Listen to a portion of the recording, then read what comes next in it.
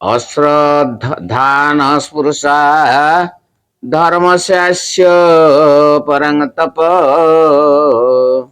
अप्राप्य मां निवर्तन्ते मृत्यु संसारवत्मने।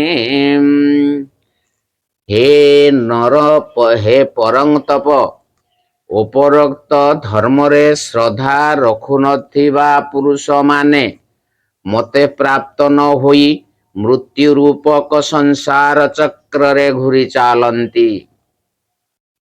अस्य विशेषण सहित धर्मस्य पद केउ धर्मर वाचक एवं सेथिरे श्रद्धा न करिवा कोन।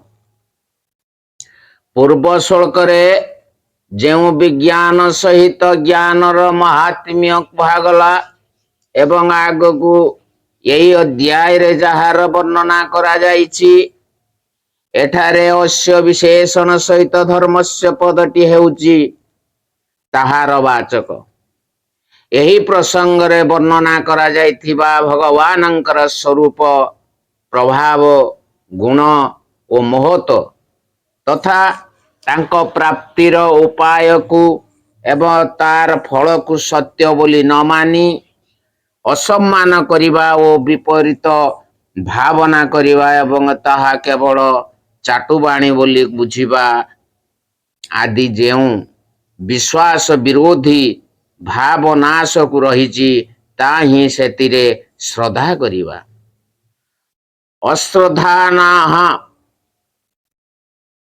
पद केउ श्रेणीर मनुष्य मानंकर वाचक जेउ मनुष्य माने भगवानंकर स्वरूप गुण प्रभाव ओ महत्व आदि रे विश्वास नथिबारु उपरोक्त भगवत भक्ति प्राय कौनसी साधना करंती नाही एवं निजर दुर्लभ मनुष्य जीवन को विषय सुख भोग रे एवं ताहा पाइबार विविध उपाय रे वृथा नष्ट करि दियंती। एठारे अश्रद्धानाः पदटी हेउछि सेई मानंकर वाचक। श्रद्धाहीन पुरुष माने मते प्राप्त न होई मृत्यु रूपक संसार चक्र रे घुरी चालंती एवं कथनर अभिप्राय कौन। अभिप्राय यही जे 84 लक्ष जोनि रे घुरु घुरु जेते बेले थरे भगवानंक दयारु जीवन को ए संसार चक्र रु मुक्त होई परमेश्वरंक प्राप्ति पाई मनुष्य शरीर मिले एभली भगवत प्राप्तिर अधिकारी तथा दुर्लभ मनुष्य शरीर पाई मध्य जेउ माने भगवानंक कथारे श्रद्धा न रखी भजन ध्यान आदि साधना करंती नाही सेमाने भगवानंकु न पाई पुणी सेई जन्म मृत्यु रूपक संसार चक्र रे पड़ी पूर्व परि घुरी चालंती।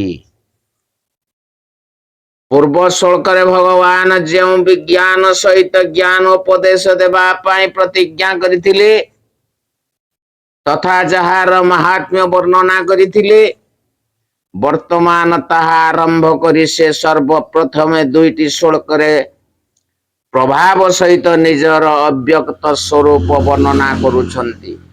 ओं नमो भगवते वासुदेवाय ओं परमात्मने नमः। ओं मया तदविदं सर्वं जगद व्यगत मूर्तिना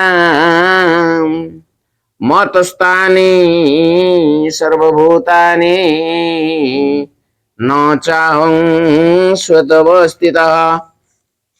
मो द्वारा अर्थात निराकार परमात्मा द्वारा ये समस्त विश्व जल द्वारा बरफ परिपूर्ण होई रहिछि एवं सकल भूत मो अंतर्गत संकल्प आधार रे अवस्थित किंतु प्रकृत रे मु सेमानंक मध्य रे अवस्थित नुहे।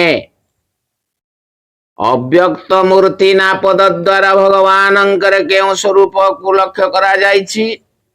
अष्टम अध्याय चतुर्थ श्लोक रे जहा को अधिजज्ञ अष्टम और दशम श्लोक रे परम दिव्य पुरुष नवम श्लोक रे कवि पुराण आदि 20 ଓ 21 श्लोकरे अव्यक्त अक्षर एवं 22 श्लोकरे भक्ति द्वारा प्राप्त हेबा योग्य परम पुरुष बोली कहा जाइछि।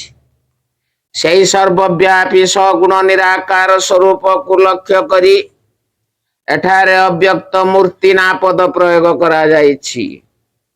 इदम ओ सर्वम विशेषण सहित जगत पद्धति कहार वाचक। यही दुईटी विशेषण सहित जगत पद्धति हेउछि सकल जड़ चेतन पदार्थ सहित यही समग्र ब्रह्मांडर वाचक। अव्यक्त मूर्ति भगवान द्वारा समग्र जगत किपरि व्याप्त होउछि। वायु तेज जल और पृथ्वी जेपरी आकाश द्वारा सुना गहना जेपरी सुना द्वारा और माटी रे तियारी पात्र जेपरी माटी द्वारा व्याप्त होई रही थाए। यही समग्र विश्व ठीक सही परी आहार रचयिता सगुण परमेश्वर निराकार रूप द्वारा व्याप्त होइछि। श्रुति कहन्ति ईशावास्यमिदं सर्वं यत्किंच जज्ञता जगत। अर्थात यही संसार रे जहा किछि जड़ चेतन पदार्थ रहिछि से सब ईश्वर द्वारा व्याप्त। सर्वभूतानि पद केउ मानक वाचक एवं ये सब भूत मानक ठारे अवस्थित बोली कहिबार अभिप्राय कौन। एठारे सर्वभूतानि पदटी हेउछि समस्त शरीर इंद्रिय मन बुद्धि तथा सेमानंक विषय एवं वासस्थान सहित समस्त चराचर प्राणी मानंकर वाचक। भगवान ही निज प्रकृति द्वारा समस्त जगतर उत्पत्ति स्थिति और प्रलय करंती।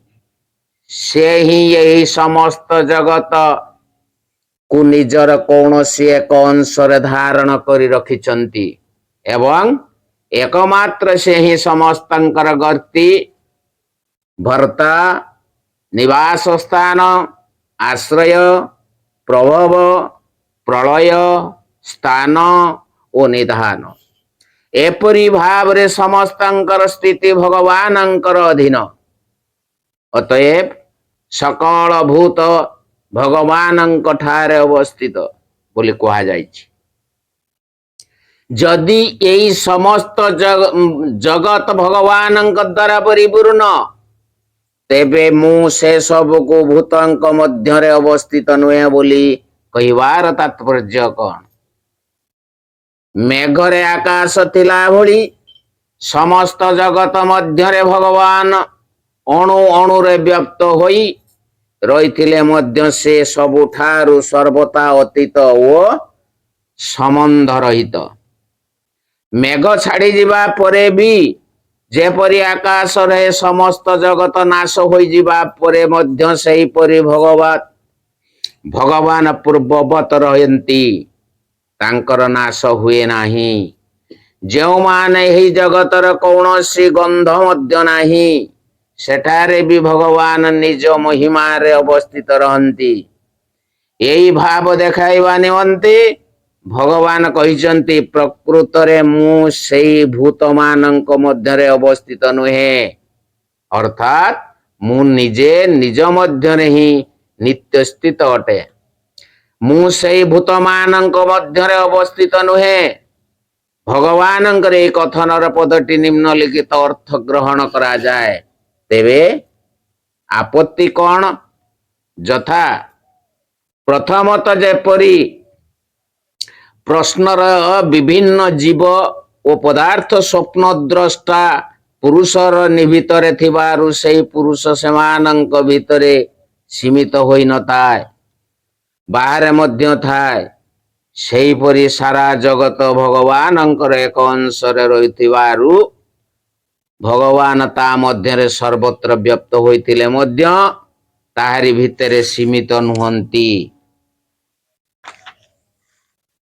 द्वितीयत स्वप्न देखुथिबा मनुष्य ଯେପରି ସ୍ୱପ୍ନର ସକଳ ପଦାର୍ଥ ସ୍ୱପ୍ନାବସ୍ଥାରେ ପ୍ରତ୍ୟକ୍ଷ ଦେଖୁଥିଲେ ମଧ୍ୟ ତାର ବସ୍ତୁତ କୌଣସି ସମ୍ବନ୍ଧ ନଥାଏ। ସେ ସ୍ୱପ୍ନ ନାଶ ହେବା ପରେ ମଧ୍ୟ ରହିବ। ଠିକ ସେହିପରି ଭଗବାନ ସର୍ବଦା ରହିଛନ୍ତି। ଜଗତର ନାଶ ହୋଇଗଲେ ମଧ୍ୟ ତାଙ୍କର ନାଶ ହୁଏ ନାହିଁ, ବରଂ ଯେଉଁଠି ଜଗତର ଗନ୍ଧ ମଧ୍ୟ ନାହିଁ ସେଠାରେ ମଧ୍ୟ ଭଗବାନ ନିଜ ମହିମାର ନିଜେ ଅବସ୍ଥିତ ହିଁ ଅଟନ୍ତି।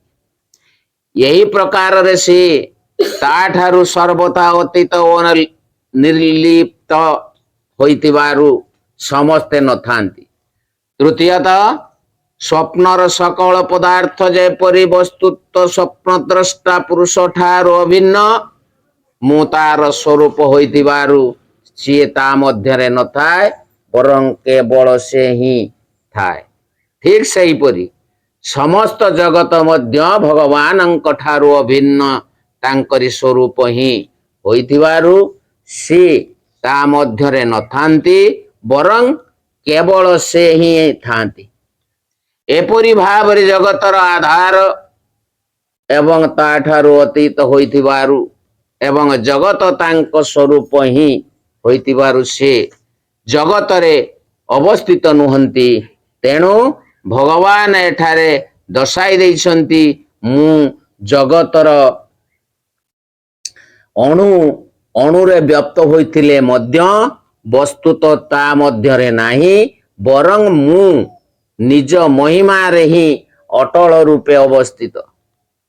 କୌଣସି ଆପତ୍ତି ନାହିଁ। ଅଭେଦ ଜ୍ଞାନ ଦୃଷ୍ଟିରୁ ଏହି ଭାବ ମଧ୍ୟ ବହୁତ ଠିକ, କିନ୍ତୁ ଏଠାରେ ସେହି ପ୍ରସଙ୍ଗ ନାହିଁ। ଓଂ ନମଃ।